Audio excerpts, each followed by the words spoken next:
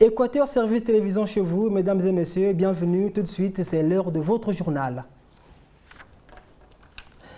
Les promoteurs des écoles privées réunis au sein de la CONAPECO, c'est la Convention nationale des promoteurs des écoles privées au Congo. Eh bien, ces promoteurs tiendront leur 4e congrès, ça sera le 25 mai prochain à Brazzaville.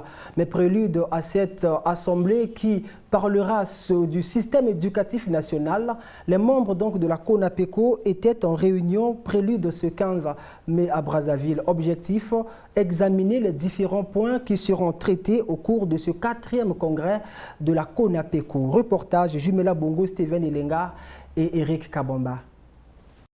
Réfléchir sur le système éducatif congolais, relever le niveau scolaire des apprenants, c'est le but du 4e congrès national de la CONAPECO dont les assises s'ouvriront le 25 mai prochain à Brazzaville. À cette réunion préparatoire, les membres de la Convention statuent sur les documents relatifs, entre autres, aux relations écoles privées, ministère de tutelle et fonctionnement de la Convention. La CONAPECO en cycle est déjà à l'orée de son 4e congrès national. Et il était de bonne loi que nous commençons par les congrès départementaux. Nous voyons tout ce qui est horizon école privée au cours d'un congrès. Les relations avec les administrations sœurs, les relations avec notre ministère de tutelle, les relations avec l'État d'une façon globale. Et l'aperçu historique de l'école privée par ses administrations sœurs. Et également nos propres problèmes, à savoir le fonctionnement de la CONAPECO. Ainsi, l'appel est lancé ici aux promoteurs n'ayant pas participé à cette réunion préparatoire de se rapprocher des bureaux communaux. Que ceux qui n'y étaient pas se rapprochent de leur bureau d'arrondissement pour se faire une idée de ce qu'on aura décidé ici. Cette réunion qui prépare le 4e congrès de la CONAPECO se déroule simultanément dans les autres départements.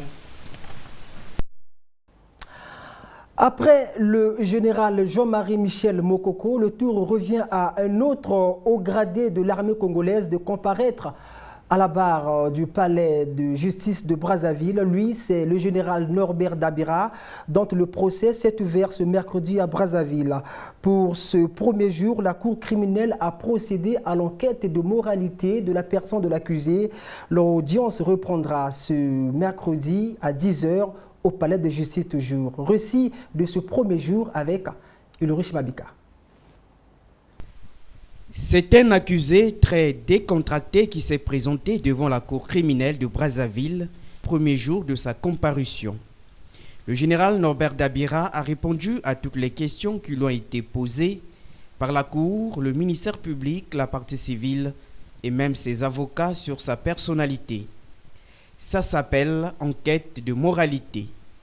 État civil, situation matrimoniale, études et formations, carrière professionnelle, sa conception de la politique, sa religion, bref, tout ce qui permet de se faire une idée sur la personne même de l'accusé a été évoqué.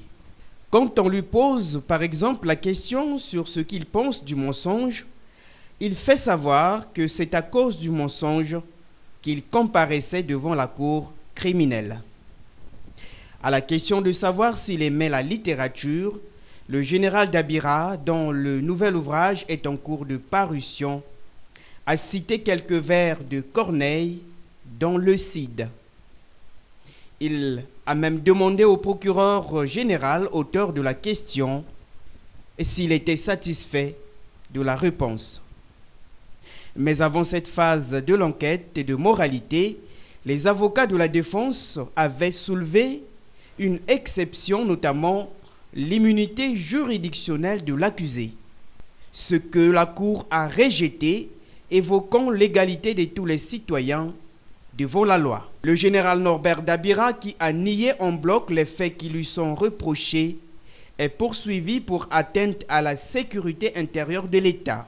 Ce mercredi ouvriront les débats de fond. Nous vous le disions dans notre précédente édition, les vendeurs du marché d'Ifron à Mongali sont dans un désarroi qui ne dit pas son nom. Ceci à cause du très mauvais état dans lequel se trouve ce marché historique, vous le savez, l'un des plus vieux de la capitale.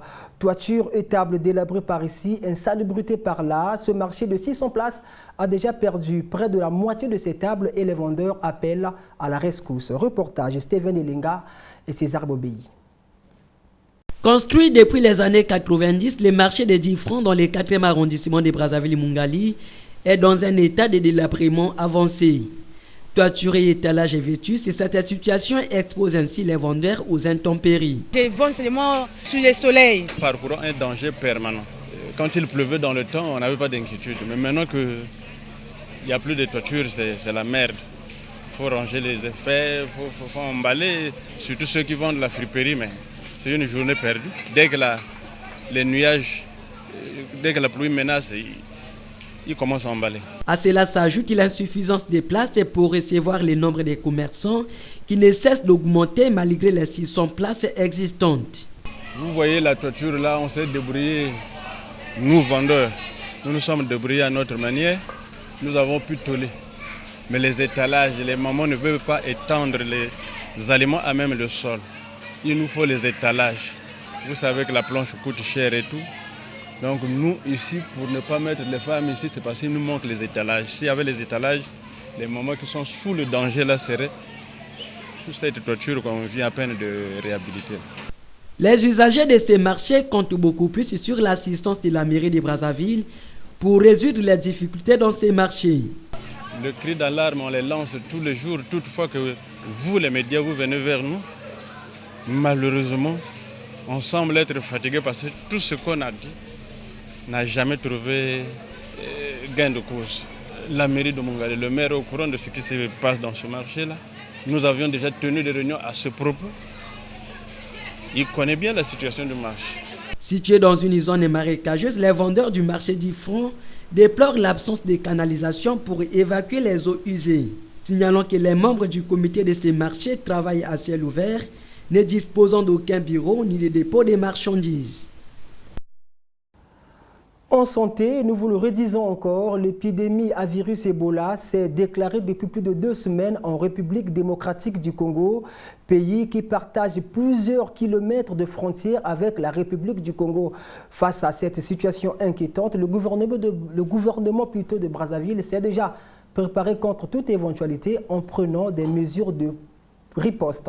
Pour parler justement de ces mesures, Jimela Bongo et Anthony Gonza ont rencontré le directeur général de l'épidémiologie et de la lutte contre les maladies. Voici, c'est notre reportage. L'épidémie à virus Ebola sévit à Bikoro dans la province de l'Équateur en RD Congo. Cette province frontalière à Liranga, Infondo, Makutipoko, dans le département de la Likwala, inquiète plus d'un Congolais au regard des flux migratoires qui existent entre les deux pays. Ainsi, pour parer aux éventuels cas de contamination dans le pays, le gouvernement de la République, à travers le ministère de la Santé et de la Population, a pris les mesures de riposte. Des dispositions ont été prises auprès des préfets de telle sorte qu'on renforce la surveillance épidémiologique au niveau des frontières. À côté de la surveillance épidémiologique, on va essayer d'accentuer la communication et la sensibilisation des populations.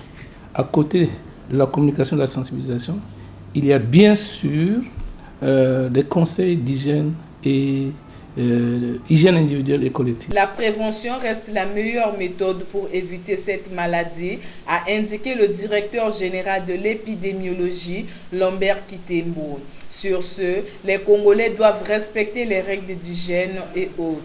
Nous insistons sur les règles d'hygiène individuelle et collective.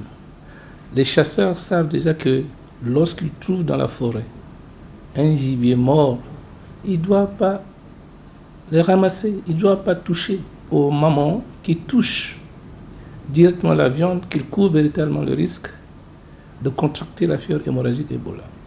Et de plus, quand on a touché quelque chose de suspect, vraiment, il vaut mieux se laver les mains au savon. Lambert Kitembo a par ailleurs rassuré les Congolais qu'aucun cas de la maladie à virus Ebola n'est signalé au Congo.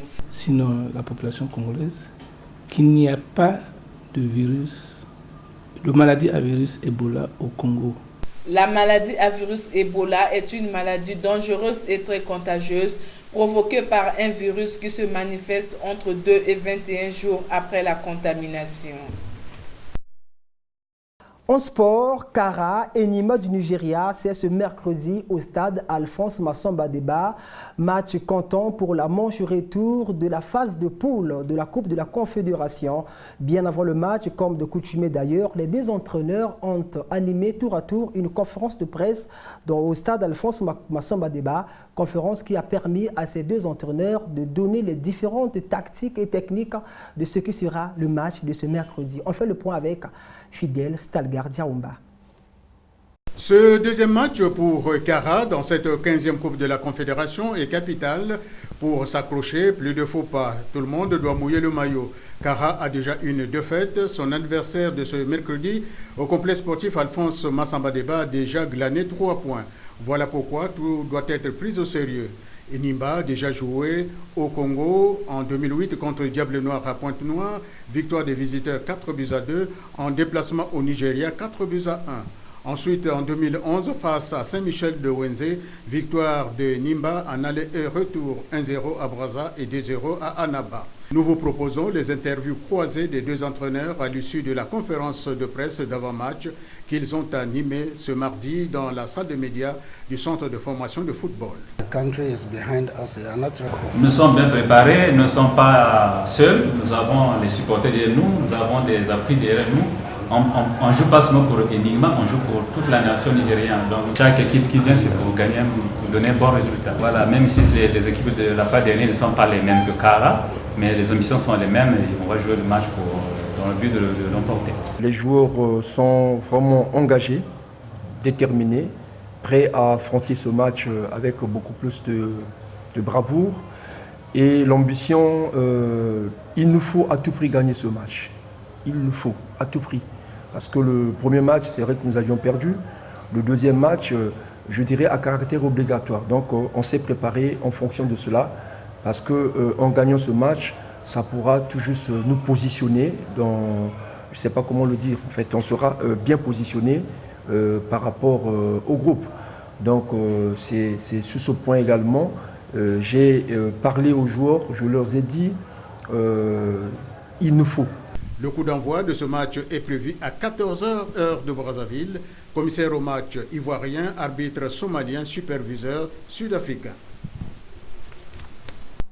Alors, mesdames, messieurs, et surtout, chers sportifs, le public, vous êtes attendus nombreux ce mercredi au stade Alphonse Massamba Deba pour pousser la seule équipe congolaise en lice dans la Coupe de la Confédération. C'est la fin de ce journal. Merci à vous de nous avoir suivis et à la prochaine occasion.